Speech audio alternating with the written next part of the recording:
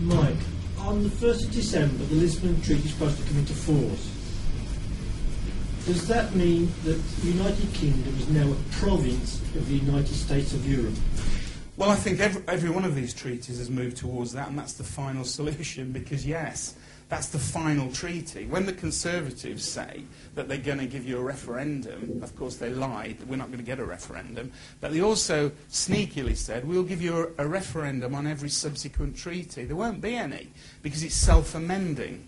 That particular treaty is self-amending. So what happens is, anything else that we have to sign up to, we won't. The MEPs will vote on it, but more importantly, the Commission will decide. And they'll tighten up the regulations and do everything else. So there will be no more treaties. That's the end of it. It's the final thing. We've signed up. Now, when we signed that, we were told, weren't we, that this was just an amalgamation of all the other previous treaties and nothing to worry about. I was even on the television debating with a Labour man who was trying to tell everybody that. And afterwards I said to him, have you read this treaty? And he said, no. And he was on the television saying, leave it to the politicians to read the treaty and deal with this. We understand it basically and you don't. He hadn't even read it. He was talking rubbish on the television. And I wondered why. That's why I asked him afterwards. First of all, not many people knew that there would be a president. Nobody hardly knew there would be a president for the European Union based on this treaty. And now you do, because we've got one, haven't we, Mr. Rumpy? The fact of the matter is also that we now have a clause in that Lisbon Treaty saying that we have to apply if we want to leave the EU. And we have to apply in writing to the EU Commission, and they have 2 years to decide whether or not they're going to let us loose. And they have to negotiate between themselves and decide on our terms of leaving. So there they are. Oh, and talking behind our backs because we're excluded from the actual negotiations.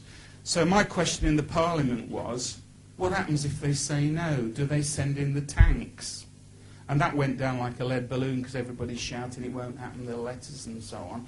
But if you're a solicitor and advising your client and looking at an agreement, you always have to look at the downside. And the downside of the Lisbon Treaty is they could stop us leaving the European Union and treat us much like Poland and Czechoslovakia was treated by the Soviet Union. So those are the sort of things we don't seem to look at. We seem to trust this new Soviet Union, or as most people call it, the Fourth Reich.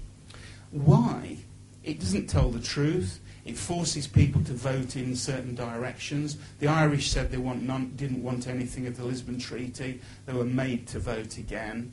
And when they were made to vote again, it was about between 10 and 20 to 1 in terms of cash.